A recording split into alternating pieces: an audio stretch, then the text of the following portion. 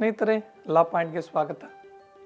ನಾವು ಈ special marriage act, marriage registration ಅದುಗಳನ್ನ ಚರ್ಚೆ ಮಾಡ್ತಾ ಇರಬೇಕಾದ್ರೆ ಒಂದು ಒಳ್ಳೆಯ ಪ್ರಶ್ನೆ ಬಂತು ನನಗೆ. ಸರ್, ನಾವು ನಮ್ಮ ಕುಟುಂಬದಲ್ಲಿ ನಮ್ಮ ಧರ್ಮದ ನಂಬಿಕೆಯಲ್ಲಿ ಯಾವ ರೀತಿ ಒಂದು ಮದುವೆ ಕ್ರಮ ಇದೆಯೋ ಅದನ್ನು ನಾವು ಪಾಲಿಸಿ ಮದುವೆ ಆಗಿದ್ದೀವಿ, ಸಂತೋಷವಾಗಿದ್ದೀವಿ, ಮತ್ತೆ ಯಾಕೆ ಸರ್ ನಾವು ರಿಜಿಸ್ಟ್ರೇಷನ್ ಮಾಡಬೇಕು ಅಂತ ಕೇಳಿದ್ರು. ತುಂಬ ಒಳ್ಳೆಯ ಪ್ರಶ್ನೆ ಸ್ನೇಹಿತರೆ. ಈಗ ಇತ್ತೀಚಿನ ದಿನಗಳವರೆಗೂ ನಾವು ಈ ರಿಜಿಸ್ಟ್ರೇಷನ್ ಆಫ್ ಮ್ಯಾರೇಜ್ ಅನ್ನೋದ್ರ ಬಗ್ಗೆ ಹೆಚ್ಚಿನ ಗಮನ ಕೊಡ್ತಾ ಇರಲಿಲ್ಲ ಸ್ನೇಹಿತರೆ. ಆದರೆ ಬದಲಾದ ಪರಿಸ್ಥಿತಿಗಳಲ್ಲಿ ಈ ಒಂದು ಮ್ಯಾರೇಜ್ ರಿಜಿಸ್ಟ್ರೇಷನ್ ಅದು ಬಹಳ ಮಹತ್ವ ಪಡೀತಾ ಇದೆ ಸ್ನೇಹಿತರೆ.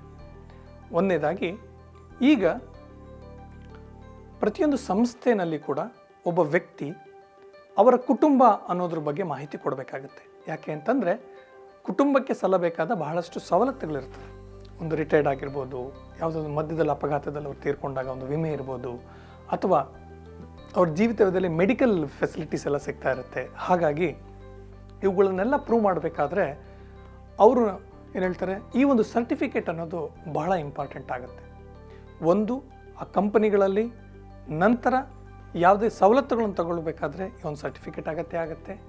ಇನ್ನು ಇತ್ತೀಚಿನ ದಿನಗಳಲ್ಲಿ ವಿದೇಶ ಪ್ರಯಾಣ ಭಾಳ ಸುಲಭ ಇದೆ. ಆ ವಿದೇಶ ಪ್ರಯಾಣದಲ್ಲಿ ವೀಸಾ ಅನ್ನೋ ಒಂದು ಪರವಾನಗಿ ಇದೆ. ಅದನ್ನು ಪಡೆಯೋದಕ್ಕೆ ನೀವು ಈ ಸರ್ಟಿಫಿಕೇಟ್ ಆಫ್ ರಿಜಿಸ್ಟ್ರೇಷನ್ ಇಂಪಾರ್ಟೆಂಟ್ ಆಗುತ್ತೆ. ಇನ್ನು ಈ ಒಂದು IT-BT ಸೆಕ್ಟರ್ ಬಹಳ ಡೆವಲಪ್ ಆಗಿ ಬಹಳಷ್ಟು ಜನ ಅದರಲ್ಲಿ ವರ್ಕ್ ಮಾಡ್ತಾ ಇದ್ದಾರೆ. ಅವರ ಹೆಂಡತಿನ ಅಲ್ಲಿ ಕರ್ಕೊಂಡು ಹೋಗಬೇಕಾದ್ರೆ ಅವ್ರಿಗೊಂದು ಡಿಪೆಂಡೆಂಟ್ ವೀಸಾ ಅಂತ ಇರುತ್ತೆ ಸ್ನೇಹಿತರೆ. ಅಂದರೆ ನಮಗೆ ಭಾಳಷ್ಟು ಜನಕ್ಕೆ ಇದ್ರ ಬಗ್ಗೆ ನಾಲೆಡ್ಜ್ ಇರೋದಿಲ್ಲ. ಏನಂತಂದರೆ, ಸುಮ್ಮನೆ ನೀವು ಇನ್ನೊಂದು ದೇಶಕ್ಕೆ ಹೋಗಿ ಇರೋದಕ್ಕಾಗೋದಿಲ್ಲ, ಸುಮ್ಮನೆ ನಿಮ್ಮ ಹೆಂಡತಿ ಮಕ್ಕಳನ್ನ ಅಲ್ಲಿ ಕರ್ಕೊಂಡು ಹೋಗಿ ಇರೋದಕ್ಕೆ ಆಗೋದಿಲ್ಲ. ಹಾಗಾದರೆ ಸರ್, ಹೆಂಡತಿ ಮಕ್ಕಳನ್ನೇ ಕರ್ಕೊಂಡು ಹೋಗೋಕ್ಕಾಗಲ್ಲ ಹೆಂಗೆ ಅಂದ್ರೇನು, ಅದೆಂಥ ಕಾನೂನು ಅಂತಂದರೆ ಅದನ್ನು ತೆಗೆದುಕೊಂಡು ನಾಳೆ ನಿಮ್ಮ ಮುಂದೆ ಬರ್ತೀನಿ ಸ್ನೇಹಿತರೆ. ನಮಸ್ಕಾರ.